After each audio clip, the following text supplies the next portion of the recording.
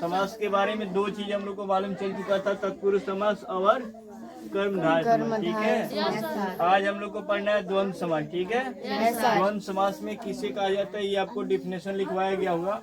अभी आपको इसको समझाया जाता है कि द्वंद्व समास किसे कहा जाता है। द्वंद्व समास के बारे में आपको पता होगा कि जिस शब्द का दोनों खंड प्रधान हो, ठीक है, तथा बीच में और विभक्ति आ जाए उसे द्वंद्व समास कहते हैं। माने कहने का मतलब है दोनों शब्द का खंड जो होता है, ठीक है, दोनों बगल का मान के चलिए। जैसे में आपको लिखाया गया लोटा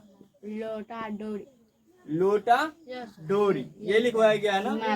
यानी कहने का मतलब है कि लोटा और डोरी, लोटा डोरी का मतलब क्या चीज है, ये दोनों प्रधान है, ये दोनों शब्द प्रधान है।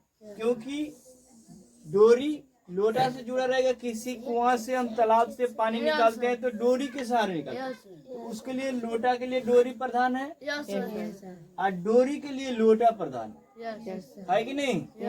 तो लोटा हमारे लिए प्रधान भी है और डोरी भी प्रधान है। तो इसीलिए इसमें कहा गया है कि दोनों खंड प्रधान हो, यानी ये भी खंड, ये लोटा भी प्रधान है और डोरी भी प्रधान है। अब क्यों भाई, क्योंकि लोटा के बिगर हम पानी नहीं यूज कर सकते हैं, नहीं। दूसरा बात की डोरी, अगर कहीं से हमें पानी कुएं से निकालना हो हमें डोरी की आवश्यकता होगी, इसलिए दोनों को प्रधान माना गया है। तो द्वंद्व समास उसी को कहा जाता है जिस शब्द के दोनों खंड प्रधान हो उसे क्या कहा जाता है, द्वंद्व समास कहा जाता है। ठीक है, अब इसमें एक और एग्जाम्पल होगा, क्या चीज है, माता पिता। हमारे लिए क्या है, माता और पिता दोनों प्रधान है कि नहीं। कि केवल माता ही है, नहीं, दोनों प्रधान है। कौन है, दोनों प्रधान है ना। Yes sir. बोलने की दिक्कत है, क्या आवाज कर रही है, क्या बातें कर रही है। पल्लवी से हम यहाँ से बात कर रहे हैं कि पल्लवी से बात कर रहे हैं। बोला जा रहा, पूछा जा रहा है, उसके लिए जवाब दीजिएगा कि नहीं दीजिएगा। केवल कॉपी में नोट कर लिया तो हो गया उसका जवाब, नहीं सर। अभी हम जो समझा रहे हैं उसको समझो। हमने क्या पढ़े थे, द्वंद्व समास दोनों प्रधान है, दोनों यानी दोनों शब्दों का खंड, दोनों खंड प्रधान होना चाहिए। जैसे इसमें माता और पिता है, माता भी प्रधान है और पिता भी प्रधान है कि नहीं है, दोनों है। क्योंकि माता भी हमारे लिए प्रधान है और पिताजी भी प्रधान है, यानी दोनों हमारे लिए महान है कि नहीं। और भी एग्जाम्पल में आपको दिया गया, भाई बहन लिखा गया है, भाई और बहन दोनों प्रधान होंगे, है कि नहीं। अरे यार, कहने का मतलब है कि माता पिता जिस प्रकार से प्रधान हमारे लिए हैं, उस तरह भाई बहन भी हमारे लिए प्रधान है कि नहीं। दोनों इम्पोर्टेंट है कि नहीं है। बहन सबसे अच्छा शब्द है, उसे बहन इन सारे लोग जानते हैं। भाई का भी मतलब शब्द सबको ही जानता है, बहन का भी शब्द सबको ही जानता है। दोनों शब्द हमारा प्रधान हुआ कि नहीं, इसे द्वंद्व समास कहते हैं। अब हमारे क्या था उसके बाद से दीर्घु समास। दीर्घु समास में किसे कहा गया है, शब्द का पहला पद संख्यावाचक हो उसे दीर्घु समास कहते हैं। यानी संख्यावाचक का पंचवट कहा गया। पंचवटी का मतलब क्या चीज समझ के चलिए, वटी, ठीक है, ये लिखा गया है ना।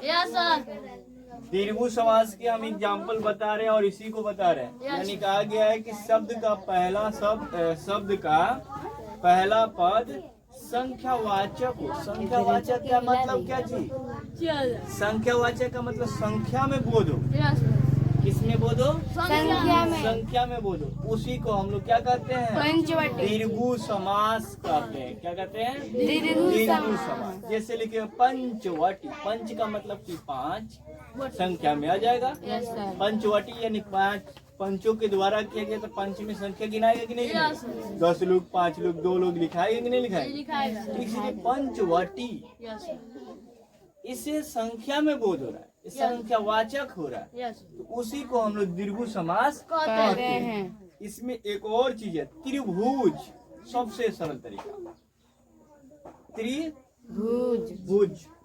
ये त्रिभुज का मतलब ऐसे ही त्रिभुज बनता है, 1 2 3, 3 भुजा है, संख्या का बोध हुआ, त्रि मतलब 3 हुआ कि नहीं, भुज आपका ये हो गया कि नहीं हो गया। तो पहला पद हमारा संख्यावाचक का बोध करा रहा है, त्रिभुज। हाँ, संख्यावाचक का बोध करा रहा है, उसी को हम लोग दीर्घ समास कहते हैं, है कि नहीं जी। इस प्रकार से एग्जाम्पल में हम आपको बता दिए, डिफिनेशन भी बता दिए, ठीक है। आप आसानी से समझ सकते हैं। जिस विद्यार्थी को नहीं समझ में आए, तो आप इसको जब लोड कर दिया जाएगा तो आप इसे देख लीजिएगा, बोलिएगा तो इसे जरूर देख लीजिएगा। अब हमारा क्या है, 5वां नंबर बहुव्रीहि, ठीक है। बहुव्रीहि समास। बहुव्रीहि समास क्या होता है, शब्दों का दोनों पद प्रधान न होकर कोई तीसरा पद प्रधान हो, उससे बहुव्रीहि समास कह रहे हैं कि शब्दों का दोनों पद प्रधान न होके कोई तीसरा प्रधान हो।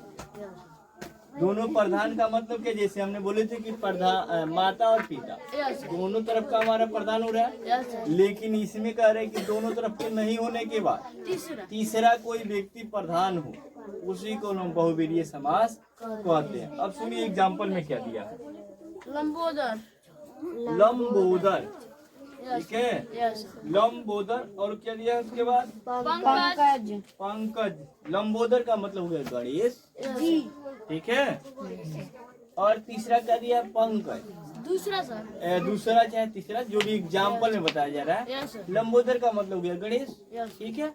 तो हमें सबसे प्रधान में कहा गया कि नहीं, भगवान का एक सपोर्ट रूप माना, सबसे बड़ा मतलब एक प्रधान में भगवान किसको माना गया, राम माना गया, शिव। उसके बाद क्या है, सबसे पहले उसके बाद से क्या होता है, गणेश पूजा ही होता है कि नहीं होता है। उस प्रकार से दो पदों की प्रधान संख्या का, शब्दों का प्रधान न मान के हम तीसरा पद को हम अगर प्रधान मानते हैं, उसी को हम लोग बहुव्रीहि समास कहते हैं। तो लोग पहले क्या करते हैं, पहले भगवान का नाम लेंगे, ठीक है। उसके बाद से शंकर भगवान के नाम लेते हैं, ठीक है। उसके बाद क्या करेंगे, गणेश पूजा के लिए जरूर होगा, लेकिन लास्ट में उसको तीसरा शब्द में कहा जाता है, बोला जाता है। उसी प्रकार से इसमें कहा गया है कि वैसे शब्द जिसके दोनों पद प्रधान नहीं होके तीसरा पद को प्रधान माना गया, उसको बहुव्रीहि समास कहते हैं, ठीक है। अब उसमें क्या कहा गया, हो गया सर, हो गया। 7वां भी था, और भी लिखवाया गया, नहीं बस इतने लिखवाया गया, यस सर। ठीक है। इतना आप लोग समझिए और याद कीजिए, फिर अगला क्वेश्चन लिखवाया जाएगा, फिर आपको समझाएंगे, ठीक है। समझाया इसलिए गया कि आपको जितने शब्द लिखवाया गया, जितने भाषा लिखवाया गया, वो आपको याद करने में आसान हो, ठीक है। समझ में आ जाएगा तो जल्दी से याद कर लीजिएगा, ठीक है। फिर अगले दिन बताया जाएगा।